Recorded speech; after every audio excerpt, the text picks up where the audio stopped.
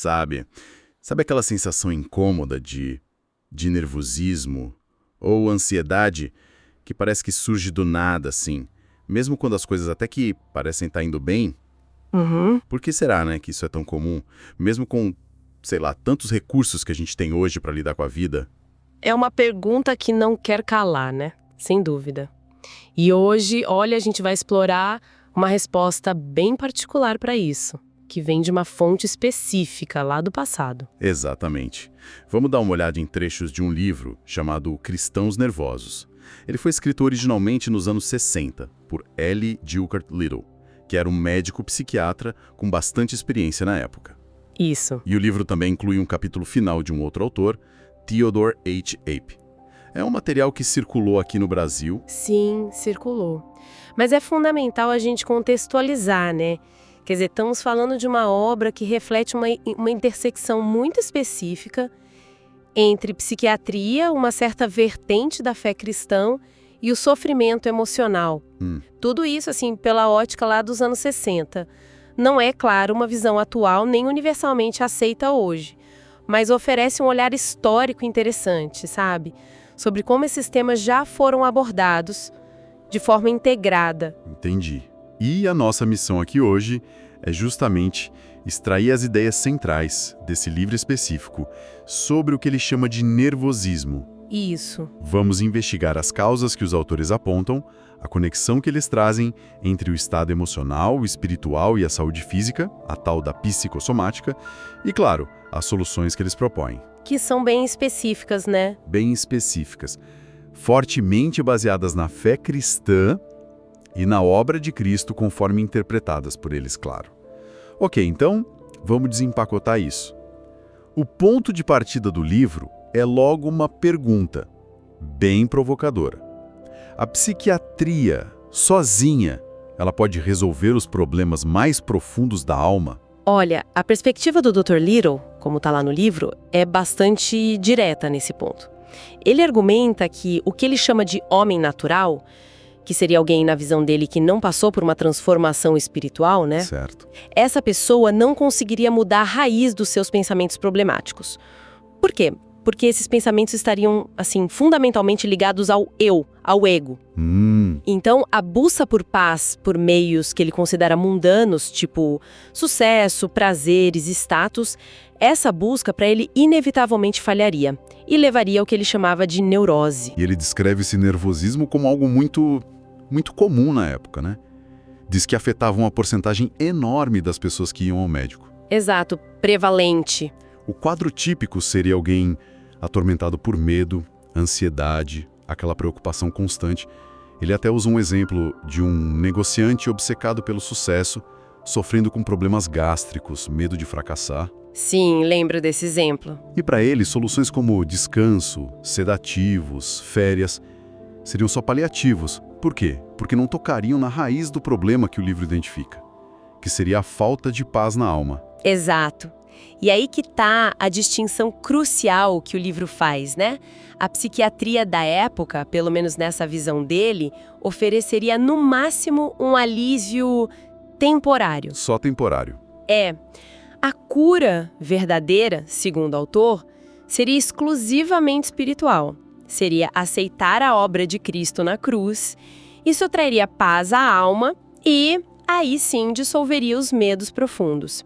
Ele chega a contrastar a orientação que viria de Cristo com o que ele descreve como impulsos de Satanás que estariam associados ao medo, à ansiedade. Então, a ideia central é que depender só de recursos externos ou da própria força de vontade para lidar com a ansiedade não seria suficiente. A solução proposta é mais interna, espiritual. Precisamente. Para o livro, a transformação real viria através da fé, da aceitação do sacrifício de Cristo.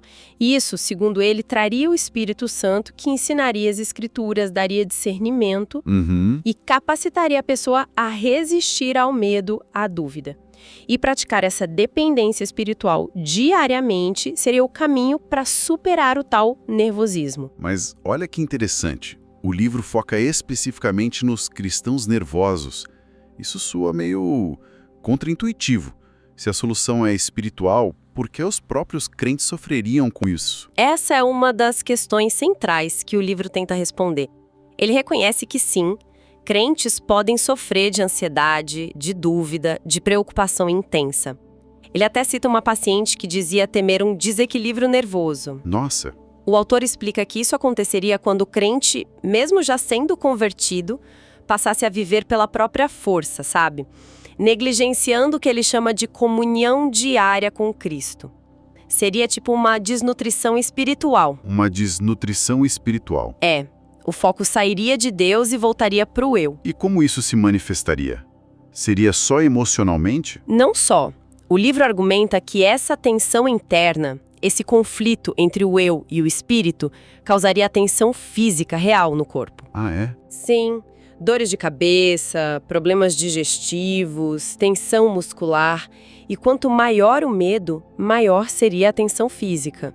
Tem até uma menção interessante sobre a tendência dos pacientes de esconderem a causa emocional dos médicos, sabe? Como assim? Focavam só no sintoma físico. E isso, claro, impediria um tratamento eficaz da raiz do problema, segundo esta perspectiva do livro. Ah, entendi. Quer dizer, a pessoa falaria da dor de estômago, mas não da ansiedade ou da culpa que, segundo o livro, estaria causando essa dor? Exatamente isso.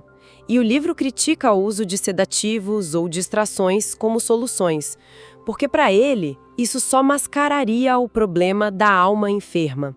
Substituiria a dependência, que na visão dele deveria ser no Espírito Santo. O nervosismo no crente seria então esse conflito interno que resulta de não andar no Espírito, como ele diz. Certo. O livro oferece alguma esperança específica para esses crentes que se sentem assim? Sim, oferece. A solução apontada é um retorno consciente à fé. É focar na mensagem da cruz, confessar pecados e falhas diretamente a Deus e meditar na palavra diariamente. Para quê? Para fortalecer o espírito contra as dúvidas e medos que, segundo ele, são semeados por Satanás. É basicamente um chamado para desviar o olhar de si mesmo e voltar o foco para a relação com Deus. Entendi. Agora, o livro também fala sobre o chamado esgotamento nervoso. É um termo que a gente ouve menos hoje, né? Mas era bem comum na época. Como ele aborda isso? Olha, ele começa reconhecendo a incompreensão que cercava esse estado. Os pacientes se sentiam estigmatizados, né? Como se estivessem fingindo ou fossem fracos. Sim. O autor defende que o sofrimento era real, uma sensação de estar preso numa armadilha.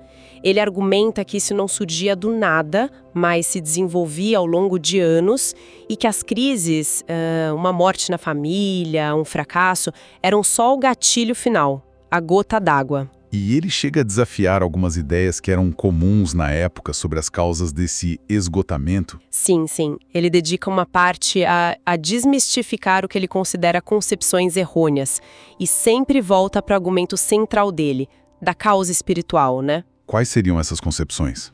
Bom, primeiro, o próprio termo esgotamento nervoso. Ele diz que não se trata de nervos se desgastando fisicamente, sabe? A mente seria sã se o coração estivesse em paz com Deus. O problema seria a instabilidade do eu.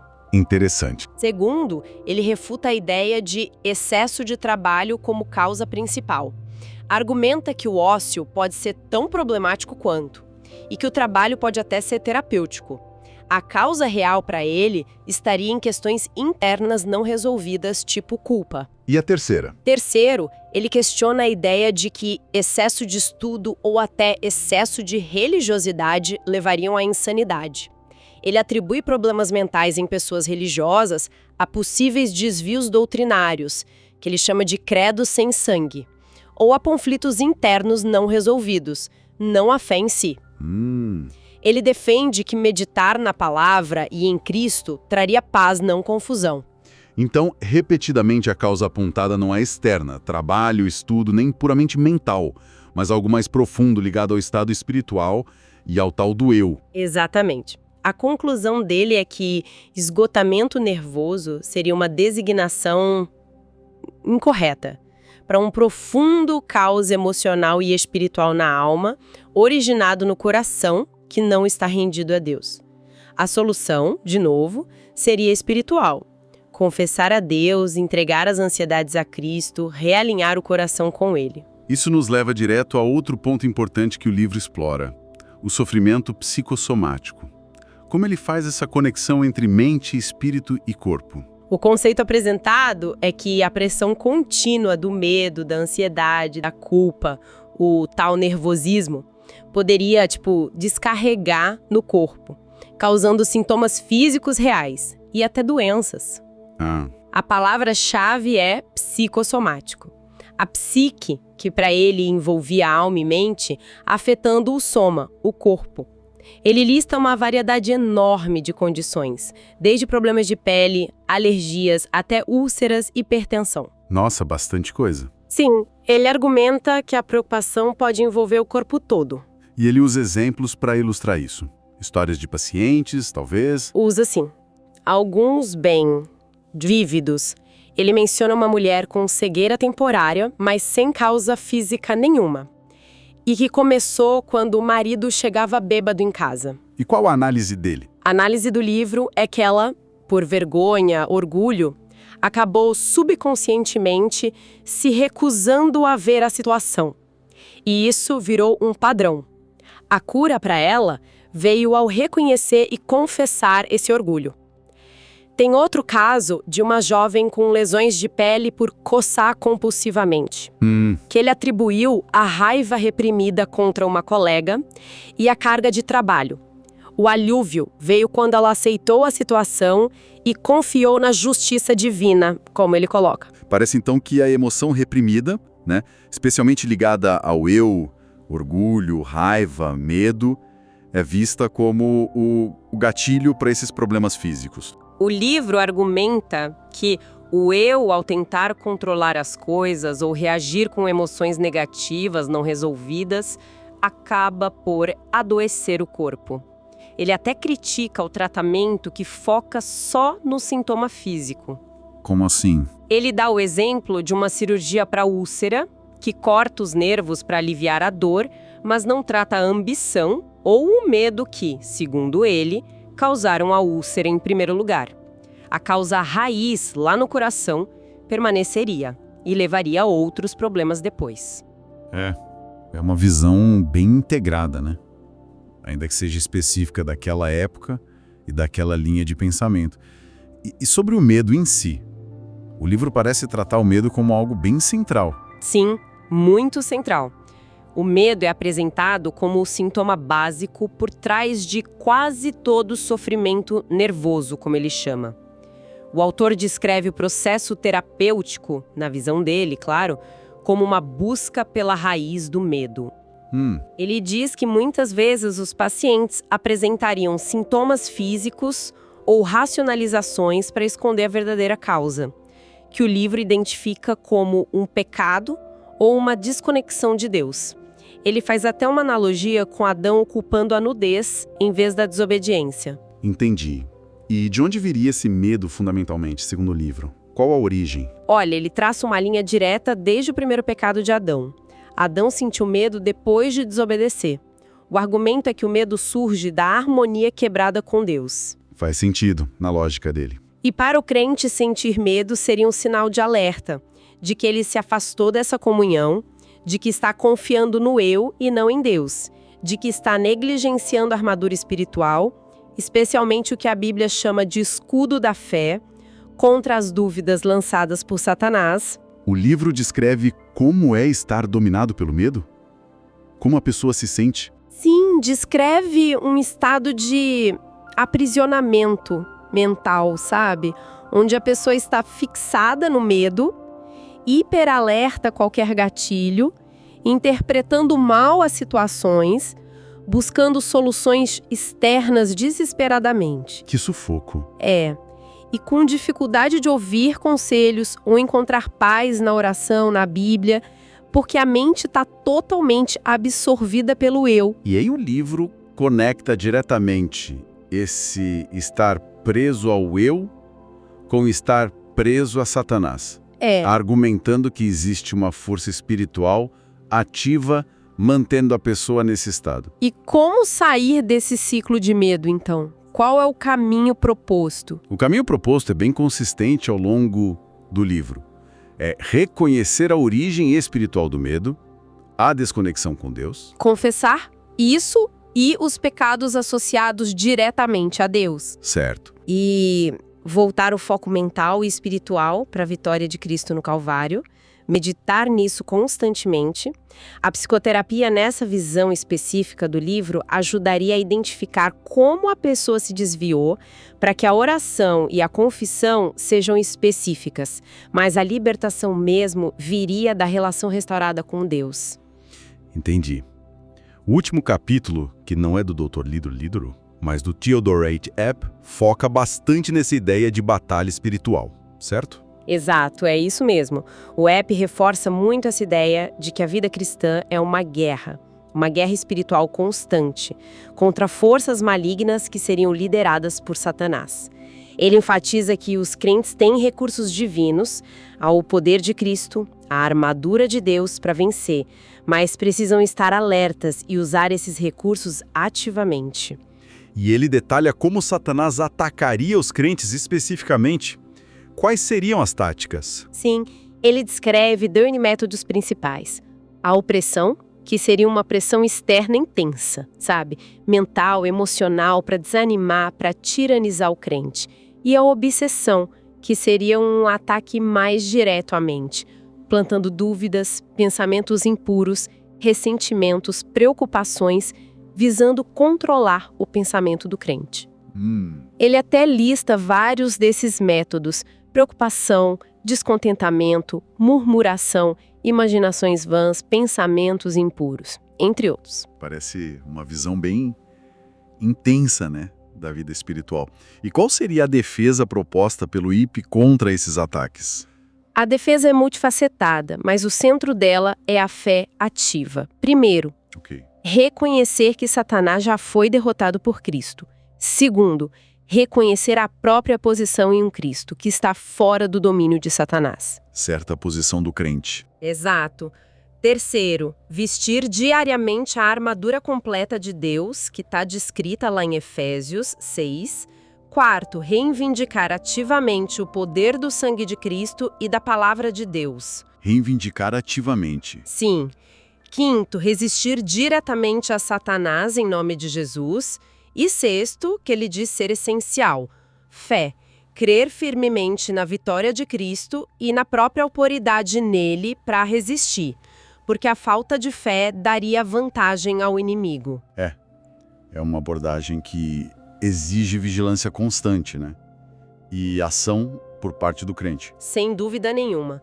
O conselho final ali é: esteja sempre alerta, se prepare diariamente, se alimentando da palavra, buscando ser controlado pelo Espírito Santo, porque isso, segundo eles, tornaria o crente intocável por essas influências negativas. Bom, exploramos muitos ângulos dessa perspectiva lá dos anos 60 sobre nervosismo, fé e saúde. Recapitulando rapidinho os pontos centrais que o livro Cristãos Nervosos apresenta. Vamos lá. A ideia de que a raiz do problema estaria no eu não rendido e na desconexão espiritual, e não primariamente em causas externas ou só mentais. A forte conexão entre esse estado interior e manifestações físicas, a psicossomática. A visão da vida como uma batalha espiritual, onde a mente é um alvo-chave. E a solução, que é consistentemente apontada como um retorno à fé, a dependência de Deus e a apropriação da obra de Cristo. Então, o que tudo isso significa? Olha, significa que a gente teve um vislumbre fascinante, eu diria, de como, numa época específica e dentro de um quadro teológico muito particular, se tentou criar um modelo integrado para entender e tratar o sofrimento emocional e mental. Sim. O livro reflete claramente as ferramentas conceituais e também as ansiedades daquele período, tanto na psiquiatria da época quanto na religião. E isso, eu acho, nos deixa com uma questão interessante para pensar hoje. Qual seria... Considerando essas ideias que a gente discutiu, como é que nós, hoje, podemos navegar a relação complexa entre a responsabilidade espiritual, pessoal, que é um tema tão central nesse livro, e a compreensão moderna, científica, multifacetada que temos da saúde mental? Boa pergunta. Como equilibrar o reconhecimento das dimensões espirituais da experiência humana, que são importantes, com os avanços que tivemos no entendimento do cérebro, da psicologia, dos fatores sociais que influenciam o nosso bem-estar? É uma reflexão relevante, né? Sobre como diferentes épocas e visões de mundo acabam abordando a angústia humana. Olá, bem-vindos à nossa conversa de hoje. Vamos explorar umas ideias do Max Lucado do livro Aliviando a Bagagem. A imagem que ele usa é muito forte, né? A gente andando por aí carregado de peso desnecessário. Exato. E não são malas físicas, né? São aquelas bagagens emocionais, espirituais, culpa, medo, ansiedade. Isso. E o Lucado tem uma frase ótima, que a gente pega essas malas na esteira rolante da mente quase sem perceber. É uma imagem que pega a gente, porque todo mundo carrega alguma coisa, né? Mas o legal é que ele não só mostra o problema, ele, oferece um guia para aprender a soltar isso. O Salmo 23. Ah, sim. O Senhor é o meu pastor, nada me faltará. Aquela passagem tão conhecida vira quase um mapa para viver mais leve. Justamente. Então, nossa ideia hoje é essa. Abrir um pouco essas malas que o Lucado aponta e ver como essa confiança em Deus como pastor, lá do Salmo 23, pode ajudar de verdade a gente a largar esses fardos. E é interessante pensar como o Salmo 23 é universal, né? Você ouve em hospital, em presídio, em momentos decisivos da vida. O Lucado até conta de um amigo, o Bill, que encontrou consolo nessas palavras no fim da vida. Nossa. E essa ideia de viajar sem bagagem, no sentido que ele fala, é basicamente colocar em prática o que Pedro diz, né? 1 Pedro 5,7, lançando sobre ele toda a vossa ansiedade, porque ele tem cuidado de vós. É pura confiança. Faz todo sentido. Vamos começar por uma bagagem que acho que muita gente carrega. A autoconfiança exagerada. Sabe, aquele negócio de eu faço do meu jeito, mesmo quando, não é a melhor ideia. Ah, sim. Lucado conta uma história ótima para ilustrar isso, que chega a ser engraçada se não fosse meio trágica pro cara. A do golfista Jim Van de Velde. Nossa, a história do Van de Velde no Aberto Britânico de 99. É um clássico de como a teimosia custa caro. Total. O último buraco precisava de uma pontuação tranquila, um 6, para ganhar o maior torneio de golfe. Era só jogar seguro. Mas não. Ele foi lá e escolheu a jogada de risco, o driver. Deu tudo errado, né? Tudo. A bola foi pro mato, depois pra água, depois pra areia. Um desastre. Perdeu o título. E o que ele disse depois? Na próxima vez, bato com o taco ticunha. Quer dizer, o taco seguro que ele devia ter usado. É impressionante. E o Lucado conecta isso na hora com a gente, né? Quantas vezes a gente é o Van de Velde? Insiste em discutir quando era só pedir desculpa, fala demais quando devia ouvir. Exato. Essa teimosia, essa confiança cega na nossa capacidade, impede a gente de seguir a orientação mais sábia, que às vezes está na nossa cara. É aí que o Senhor é o meu pastor do Salmo 23 entra com tudo. Porque o Lucado lembra que a imagem que Davi usa para si mesmo é de ovelha. É verdade. Eu fiquei pensando nisso. Porque ovelha podia ser soldado, músico, sei lá. É uma escolha muito humilde, mas poderosa. Lucado explora isso bem.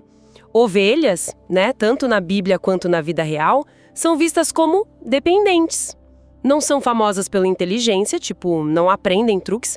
São vulneráveis, sem garras, sem presas, precisam até de ajuda para se manter limpas. Entendi. Então Davi, que era um rei, um guerreiro, se chamar de ovelha é admitir, eu dependo totalmente do pastor. A alegria dele não está na força própria, mas em pertencer a esse pastor que cuida. Então aceitar essa imagem de ovelha é o contrário da autoconfiança do Van de Velde. É dizer, olha, eu preciso de guia, preciso de cuidado, não dou conta de tudo sozinho. Mas é difícil admitir isso, né? Com certeza. E a ironia, como o Lucado aponta, é que geralmente quem mais precisa do pastor é quem mais resiste a ele. Reconhecer as nossas limitações, sabe? A dificuldade de lidar com as emoções, os padrões que se repetem nos relacionamentos, os medos. É o primeiro passo para largar essa mala pesada da autoconfiança e aceitar a ajuda do pastor. Essa dificuldade em confiar no pastor, essa teimosia de fazer do nosso jeito, será que isso não alimenta também aquela sensação de que falta alguma coisa? Aquela busca sem fim? É uma ótima conexão. O Lucado fala disso como outra bagagem pesada, o descontentamento. Ele chama de a prisão do querer. É tipo um estado mental onde a felicidade está sempre lá na frente, sabe? Depende de conseguir a próxima coisa. O carro melhor, a promoção, a casa maior. Aquela frase, eu vou ser feliz quando? É essa mesmo. E o problema é que mesmo quando a gente consegue o quando, a alegria dura pouco. O carro envelhece, a promoção traz mais estresse e logo a gente está de volta na prisão querendo outra coisa. E aí, como quebrar isso? Como dizer de verdade, nada me faltará? Lucado lembra duas verdades bíblicas sobre as coisas materiais que são bem diretas. A primeira, elas não são nossas de verdade. A gente só administra por um tempo. Ninguém leva nada daqui.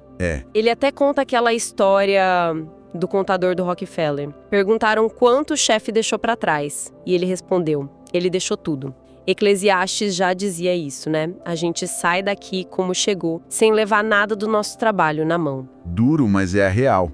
E a segunda verdade? Que as coisas não definem quem a gente é. Nosso valor não está no que a gente tem, mas em quem a gente é para Deus. Jesus falou disso, né? Que a vida não consiste na abundância de bens. E Deus olha o coração, não a conta bancária ou status. Faz sentido. Então, o segredo para ficar contente não é ter mais, mas perceber o valor do que a gente já tem em Deus. Lucado resume numa frase forte: o que tenho em Deus é maior do que o que não tenho na vida. Nossa, o que tenho em Deus é maior do que o que não tenho na vida. Isso muda tudo. Muda mesmo. E ele dá exemplos de gente que viveu isso em situações, nossa, muito difíceis.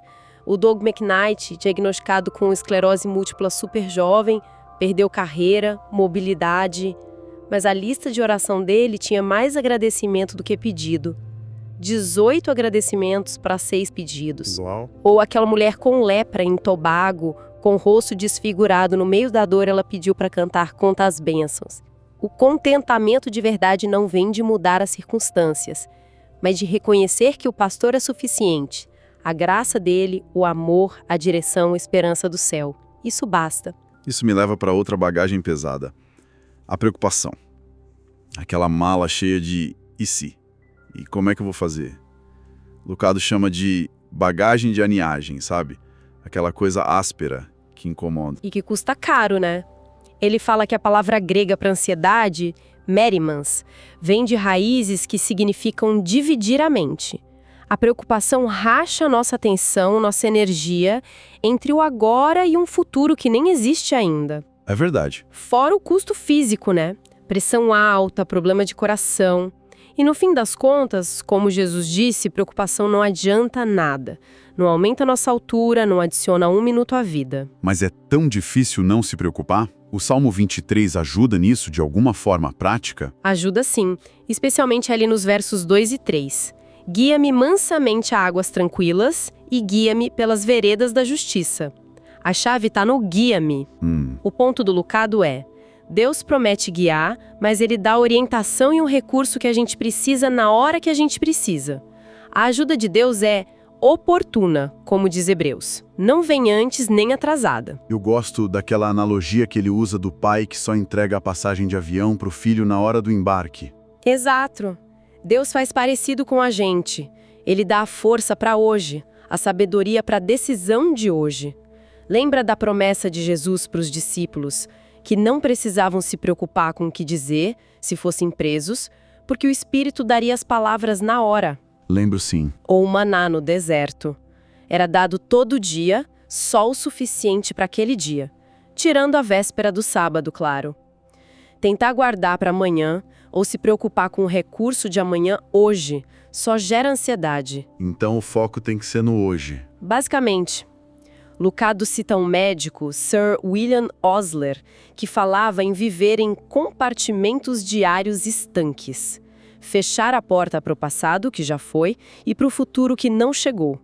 É o que Jesus diz em Mateus: Não se preocupem com o amanhã, basta cada dia o seu próprio mal. Entendi.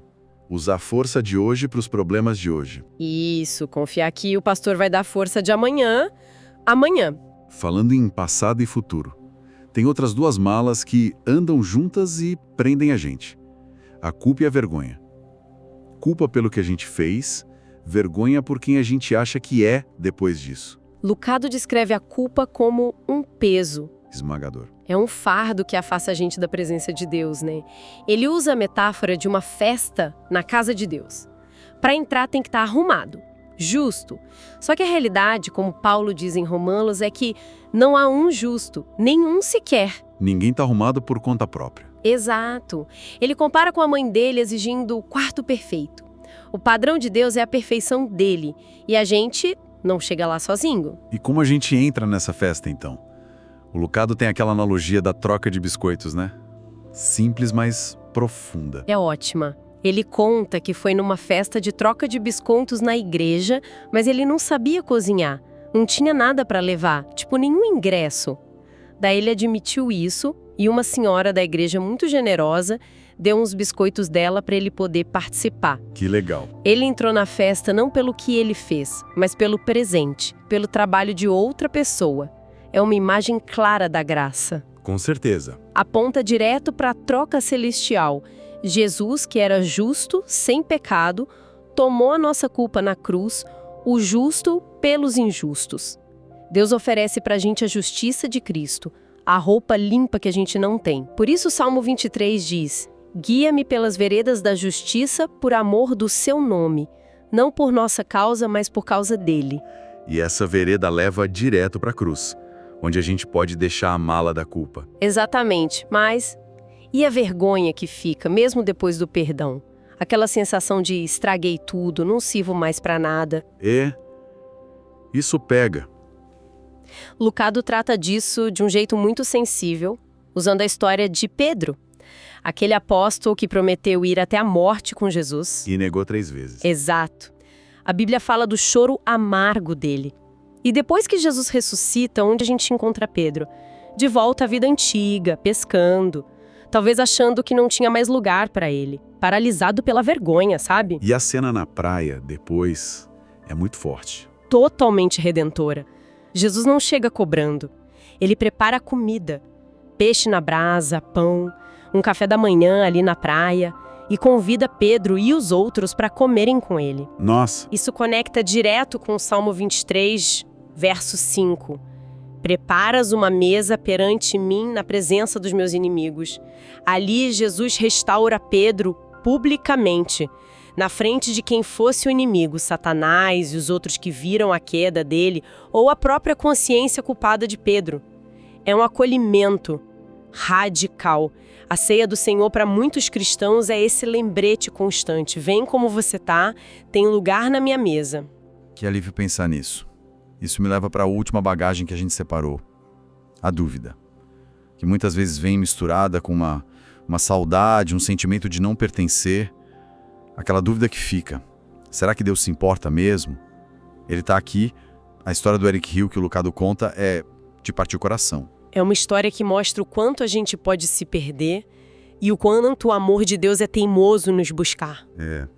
O Eric, um cara que tinha futuro, mas aí teve problemas mentais, fugiu de casa, viveu 16 anos na rua catando lixo, totalmente isolado.